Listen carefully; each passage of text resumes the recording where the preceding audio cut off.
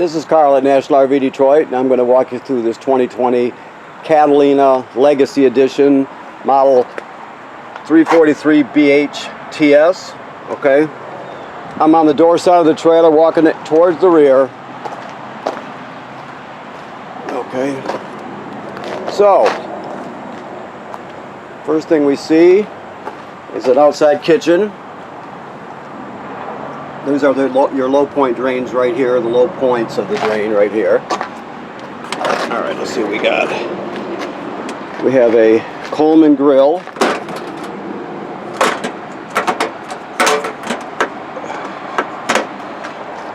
A 110 refrigerator, of course. As soon as you plug it in, the trailer in, the refrigerator turns on. You got a power awning with LED strip. This is your range hood vent for the range hood. Now, if you're gonna use the fan in the range hood, there's a baffle in here, and you can see there's a little latch at each corner. So you have to push up on those so it frees up the baffle, so it'll vent to the outside. So remember, if you're going to use the fan on the range hood, you want to open the baffle here so it vents to the outside of the trailer. Otherwise, you keep it shut. This is your water heater. Okay, this particular one works on both gas and electric. The thing to know is that there's a switch here in the lower left-hand corner. I think you can see that. It's kind of hard because I'm getting the usual glare from the sun. All right, so this is off right now, and what this switch controls, there's an electric heating element behind this cover here. So that switch controls it. There are also switches inside the trailer, but that one is good to know it's there, so you can turn it on and off. Never ever run the water heater dry without water in it, or it'll damage it. That's not warranty. It's so you have to always make sure there's water in the water heater tank before you use it. Also, you have to bypass the water heater tank on the before you winterize the trailer. You can't get antifreeze into the system because it leaves a really foul taste and smell. So you always want to bypass it first. The bypass valves are on the back of the water heater. So if you don't know about that, you'll have to do some researching if you're going to do it yourself. So remember, always bypass the water heater. Okay, you got antenna and power for a TV outside. Your steps fold into the trailer. They're very stable. If you have to adjust the length of the legs for the terrain, let me see right here, you can pull this pin out here. Okay, and let me get it back in here. Okay, so there's one on each side to adjust it. This is your stabilizer crank right here. And you have regular scissor type stabilizers. It takes that crank or a 3/4 inch socket on a drill, which is what most people use these days. You got a power tongue jack. If this happens to fail, you can unscrew this cap and crank this manually. Keep that in mind. You can use a crank or a socket with a ratchet on it, or a ratchet with a socket on it. And of course, this is power up and down, and you got a hitch up light here. 2 LP tanks that are full.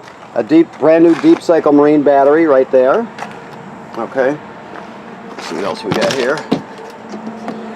You have a reducer to reduce your 30 amp cord down to a 15/20 amps, so you can plug this in at home. Just remember, the air conditioner wants more than 15 amps to run, so if you run the air conditioner plugged into a 15 amp, it's eventually going to pop your circuit breaker at home.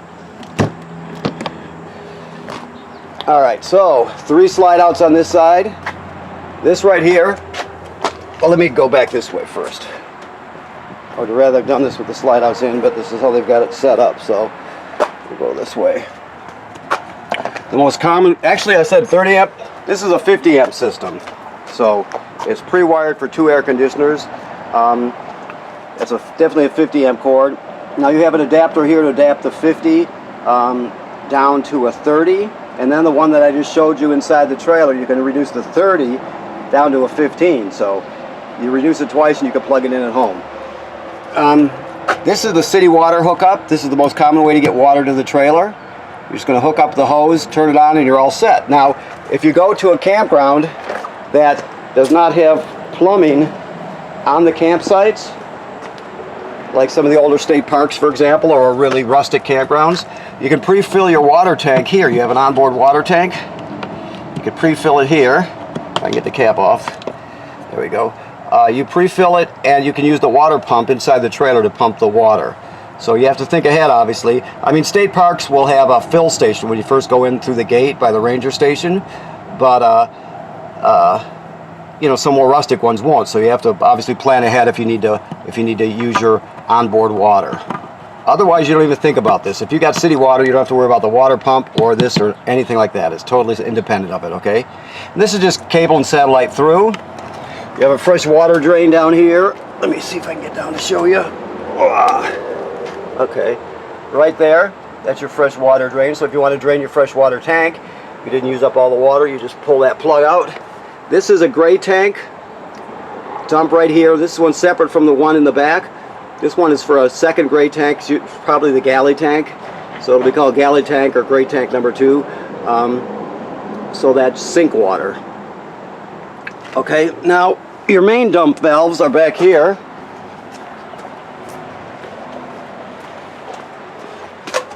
Okay, so as you can see, we've got a gray valve there, a gray valve here, and the black valve. The black valve is toilet water and waste.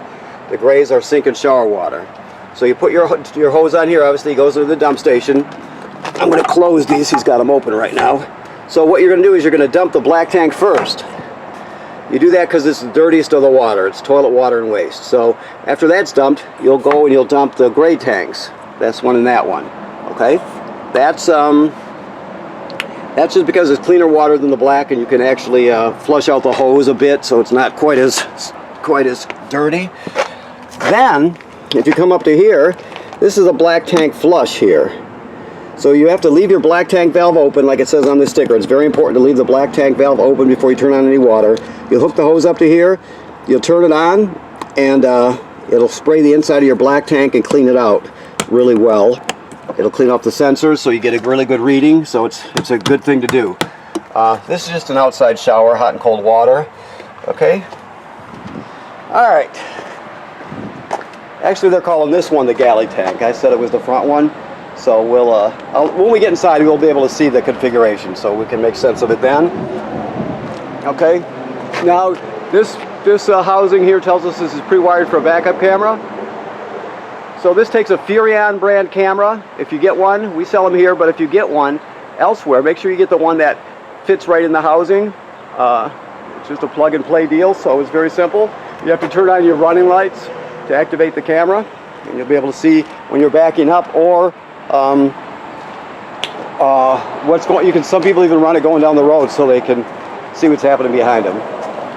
Okay, let's go inside here.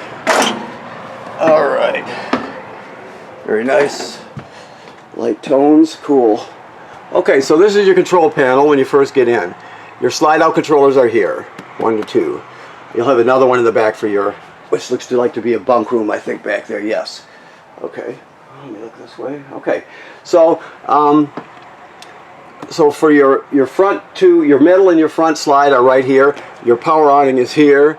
I'll just move it a bit for you so you can see it. That's your light. Okay, so you're going to crank the awning out. It goes out 8 feet. You'll be able to see the awning tube when you're all the way out, so you'll know that you're totally extended. Never leave it out unattended. If you're not going to be at the campsite, roll it in so you don't damage it. The wind will damage it in just a second, so you have to make sure.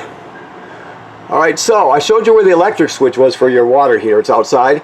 This one here is to light it on gas. So this is the gas switch for your water heater. And I told you there was an onboard water pump. That's right here. Okay. You check your tanks this way. Your freshwater tank has a little bit of water in it because they haven't dumped it yet from water testing it. Your battery's charged. Always check it when you're not plugged in. Blank tank 1, 2, gray 1, and gray 2. Okay, it graduates up in 1/3 increments. They'll light up as you go. Once you get past 2/3, you got to start thinking about dumping the black and gray tanks. So let me look in here and I'll see what we've got. This is just storage up front here. It's also plumbed for a washer-dryer combo if you wanted to add it here. Obviously, you have a wardrobe here. The reason you got a 50 amp system is because it'll say right on here, this cover here, the sticker will say that this is pre-wired for a second air conditioner. If you get one, it'll just drop right in there. We take the vent out, and you can drop it in, and you've got a second. This one would be a 13.5 BTU, so keep in mind that that's always an option. Okay, and then you have you can put a TV here with power. You got a place to put it. I'm sure there's a backing plate here too. There's a stud there anyway, so we can always hit that. But I think because of the way the door swings, maybe setting the TV up here would be the best way to go. But that's up to you. If you add a second one, that is, of course. All right, so here we have the fireplace. Now the fireplace, let me see if I can find remotes here. I did not prep this trailer, so let me look around a bit. Oh, here they are right here. That was simple enough. So obviously we got a TV remote. This is your radio remote here, and this is your fireplace remote here, the little one. So the fireplace works on 110 AC, so you just turn it on. Right now, I don't know if you can see it, but the LED is blinking H, which means high. So the fan is on high, so it's really cranking. You can change that to low, off there, and then low, right? Speed, high speed, and off. Okay. You can set the temperature. It goes up and down in 5-degree increments, as you can see. If you can see it, I mean, you can change it's hard to tell with the light here coming in the door, but you can adjust the appearance of the flame, right? And there's a timer, so you can set the timer. Okay, it's a very good space heater. On those cool mornings or evenings, you don't have to use up your LP that you've got a limited quantity of. You can just use the power from the campground to take the chill out of these rooms, or this room, I guess. Now this is your radio here. It plays discs also, of course, and it's you can stream off this USB here. You can stream wirelessly with Bluetooth from your phone or tablet. You can play discs here, DVDs and CDs. All right, you got 2 speaker zones, 1 and 2. 1 is inside the trailer, 2 is outside the trailer. So there's a lot you can do with it. Obviously, if you play a disc, it goes through to your TV here. The TV is on a swing-out bracket, so it swings out and locks into place, which is good. The thing to know about this here, this is your signal booster for your digital antenna. You can see that little LED is green. I could shut it off if I wanted to, but you won't get a good picture. It should always be green like that. So you keep that little button on, so you always get power to it, so you get a really good signal and it locks on. Otherwise, you'll just get noise, and sometimes you'll lose the signal completely without it. So, all right, this is the carbon monoxide LP gas detector here. You see the LED is green. It should always be green. If not, you get it serviced. If it goes off, you take everybody outside, leave the door open, shut the gas off at the front, and try to figure out what's going on at that point, of course. This is your microwave. It works like any other microwave. This is your range hood fan I told you about.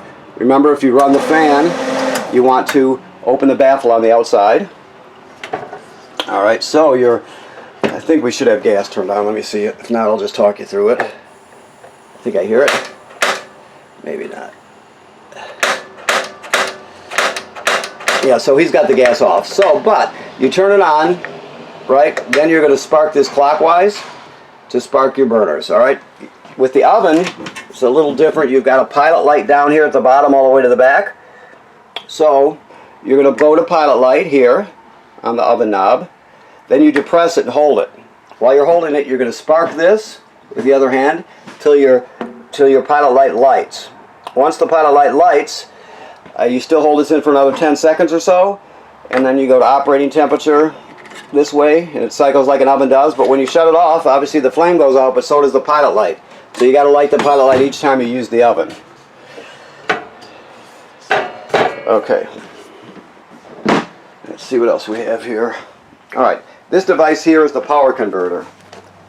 What this does, it converts 110 AC to 12 volt DC. Gotta take this plastic off. It's driving me nuts here. Okay, so this converts 110 AC to 12 volt DC. All right, so you've got regular 110 AC circuit breakers here like you would have at home. They're all labeled. Then the power is converted to 12 volt DC, and you have 12 volt fuses here that are all labeled. If one of these fuses were to blow, you'll actually see it light up, and it'll actually glow through this tinted plastic, so you can see that a fuse is blown. Also, this is a battery tender / charger, so as long as you're plugged in to shore power, it'll sense how much energy your battery up front needs and always keep it charged up. So it's a battery charger also.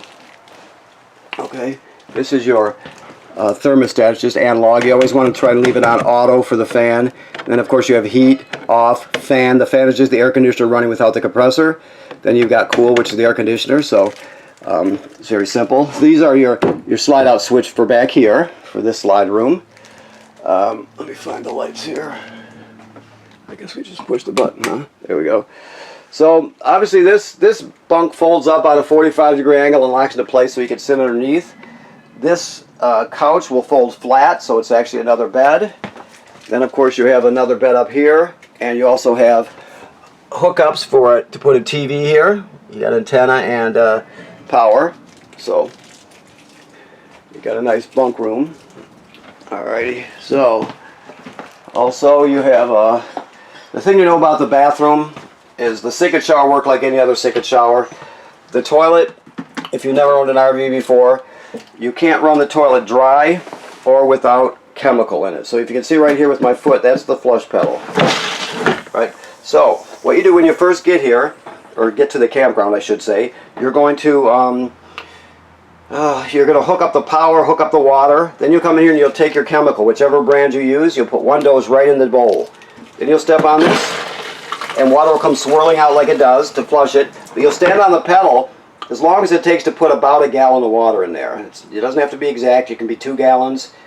There's no way to measure that. You just sort of, get used to doing it, and you just find something that works for you. You put some water in there and the chemical, and you're ready to use it. The bottom line is if the black tank is empty, the black tank is directly below down there.